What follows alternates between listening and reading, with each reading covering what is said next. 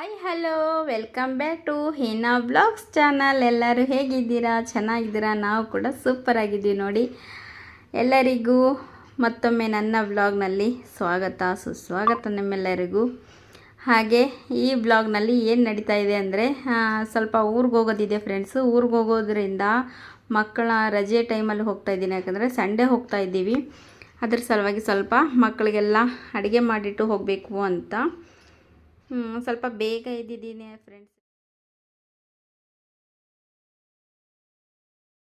ನಿದ್ದೆ ಮಾತ್ರ ಹೋಗ್ತಾ ಇಲ್ಲ, ಅದ್ರ ಸಲುವಾಗಿ ಸ್ವಲ್ಪ ಅಡುಗೆಗೆಲ್ಲ ಪ್ರಿಪ್ರೇಷನ್ ನಡೆಸ್ಬೇಕು. ಇನ್ನೂ ಅಡುಗೆ ಶುರು ಮಾಡಿಲ್ಲ. ಸ್ವಲ್ಪ ಅಕ್ಕಿ ಎಲ್ಲ ನೆನೆ ಇಟ್ಟು ಸ್ವಲ್ಪ ಬೇಳೆ ಸಾರೆಲ್ಲ ಬೇಳೆ ಸಾರು ಮಾಡಿಟ್ರೆ ಬ್ರೇಕ್ಫಾಸ್ಟ್ ಎಲ್ಲ ಅಮ್ಮ ಏನಾದ್ರು ಮಾಡಿಕೊಡ್ತಾರೆ ಅಂತ ಅದ್ರ ಸಲುವಾಗಿ ಸ್ವಲ್ಪ ರೈಸ್ ಮತ್ತು ಸಾಂಬಾರು ಮಾಡ್ತಾ ಇದ್ದೀನಿ. ಯಾರೆಲ್ಲ ಈ ವಿಡಿಯೋ ನೋಡ್ತಾ ಇದ್ದಿರಲ್ಲ, ಪ್ಲೀಸ್ ಒಂದು ಲೈಕ್ ಮಾಡಿ, ಶೇರ್ ಮಾಡಿ, ತಪ್ಪದೇ ಸಬ್ಸ್ಕ್ರೈಬ್ ಮಾಡ್ಕೊಂಡು ಫುಲ್ ವಿಡಿಯೋ ನೋಡಿ. ಸಪೋರ್ಟ್ ಆಗುತ್ತೆ ಫ್ರೆಂಡ್ಸು. ನಿಮ್ಮ ಸಹಕಾರ ಸಪೋರ್ಟಿಂದ ನಾನು ಮತ್ತೆ ರಿಕವರಿ ಆಗಬಹುದು ಈ ಚಾನಲಿಂದ ಅಂತ ಅಂದ್ಕೊಂಡಿದ್ದೀನಿ. ಹಾಗೆ ನಿಮ್ಮ ಸಹಕಾರ ಕೂಡ ಸಿಗ್ತಾ ಇದೆ. ಧನ್ಯವಾದಗಳು ನಿಮ್ಮೆಲ್ಲರಿಗೂ. ಹಾಗೆ ಈ ಥರ ಮನೇಲಿ ಯಾರೂ ಇಲ್ಲಾರ್ದೆ ಈ ಥರ ನಾವು ಹಸ್ಬೆಂಡ್ ವೈಫ್ ಮಕ್ಕಳು ಅಷ್ಟೇ ಇರೋ ಅಂಥ ಫ್ಯಾಮ್ಲಿಯಲ್ಲಿ ಏನಾಗುತ್ತೆ ಅಂದರೆ, ನಾವು ಎಲ್ಲಿಗಾದರೂ ಅರ್ಜೆಂಟ್ ಹೋಗೋದಿದ್ದರೆ ಎಲ್ಲ ರೆಡಿ ಮಾಡಿ ಹೋಗಬೇಕಾಗತ್ತಲ್ವ. ಅದೇ ಇವತ್ತಿನ ಟಾಪಿಕ್ ಆಗಿರೋದ್ರಿಂದ ನಾನು ಮನೆಯಲ್ಲಿ ಈಗ ಮಕ್ಕಳನ್ನಷ್ಟೇ ಬಿಟ್ಟು ಹೋಗೋದ್ರಿಂದ ನಾನು ಏನೆಲ್ಲ ರೆಡಿ ಮಾಡಿ ಹೋಗಬೇಕು ನೋಡಿ. ಅವ್ರಿಗೆ ಸ್ನಾನ ಮಾಡೋಕ್ಕೆಲ್ಲ ಅವ್ರಿಗೆ ಎಬ್ಬಿಸ್ಬಿಟ್ಟು ಸ್ನಾನದ್ದೆಲ್ಲ ನೀರೆಲ್ಲ ರೆಡಿ ಮಾಡಿಬಿಟ್ಟು, ಮತ್ತು ಹಾಗೆ ಅವ್ರಿಗೆ ಊಟಕ್ಕೆಲ್ಲ ಮತ್ತು ಈ ದಿನಚರಿ ಎಲ್ಲ ಹೆಂಗೆ ನಾನು ಒಂಥರ ಟೈಮ್ ಟೇಬಲ್ ಮಾಡಿಕೊಡ್ಬೇಕು ಅವ್ರಿಗೆ. ನಾವು ಈ ಟೈಮಲ್ಲಿ ಇದು ಮಾಡಬೇಕು, ಈ ಟೈಮಲ್ಲಿ ಬ್ರೇಕ್ಫಾಸ್ಟ್ ಮಾಡಿ, ಈ ಟೈಮಲ್ಲಿ ನೀವು ಸ್ವಲ್ಪ ಆಟ ಆಡಿ, ಮತ್ತು ಈ ಟೈಮಿಂದ ಈ ಟೈಮ್ವರೆಗೂ ನೀವು ಅಭ್ಯಾಸ ಮಾಡಿ ಅಂತ ಎಲ್ಲ ಹೇಳ್ಕೊಟ್ಟು ಹೋಗೋದು.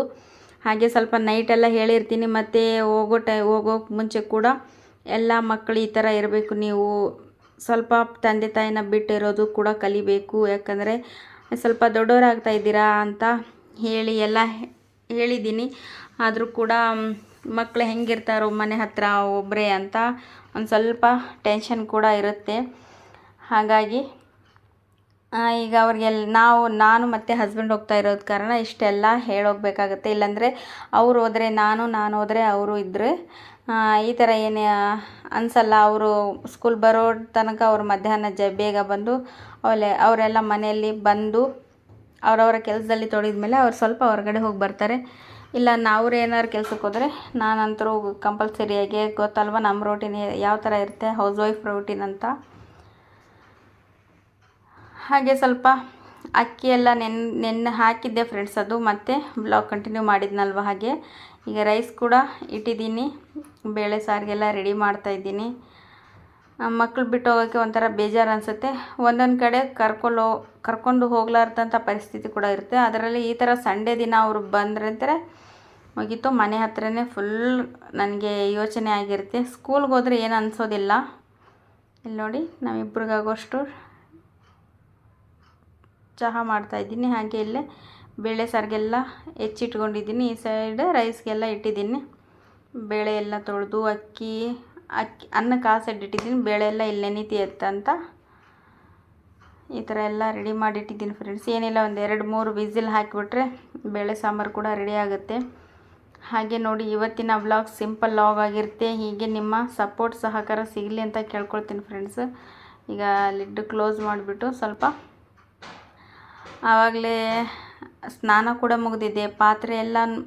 ಪಾತ್ರೆ ತೊಳೆಯೋದು ಎಲ್ಲ ಕಂಪಲ್ಸರಿ, ಎಲ್ಲ ಕಂಪ್ಲೀಟ್ ಕೆಲಸ ಮುಗಿದಿದೆ.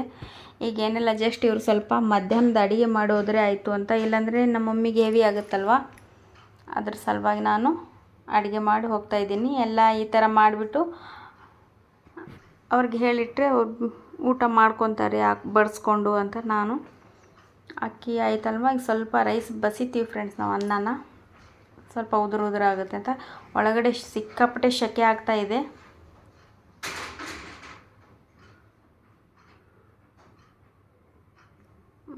ನಾನು ಸ್ವಲ್ಪ ಟೀ ಕೂಡ ಕುಡಿತಾ ಹಾಗೆ ವ್ಲಾಗ್ ಮತ್ತು ಕಂಟಿನ್ಯೂ ಮಾಡಿದೆ. ಈ ಕಡೆ ರೈಸ್ ಆಗಿದೆ, ಈ ಕಡೆ ಬೇಳೆ ಸಾರು ಕೂಡ ಸುಡ್ತಾ ಇದೆ ಫ್ರೆಂಡ್ಸು. ನೋಡಿ, ಬೇಳೆ ಸಾಂಬಾರು ಕೂಡ ರೆಡಿ ಆಯಿತು. ಅವ್ರು ಸ್ವಲ್ಪ ಬೇಕಾದರೆ ಆಮ್ಲೆಟ್ ಅವು ಏನಾರು ಹಾಕ್ತಾಳೆ ಮಗಳು. ಆಮ್ಲೆಟ್ ಅವೆಲ್ಲ ಮಾಡ್ಕೋಬೋದು, ಇಲ್ಲಾಂದರೆ ಹಪ್ಪಳ ಸಂಡಿಗೆ ಏನಾರು ಕರ್ಕೋಬಹುದು.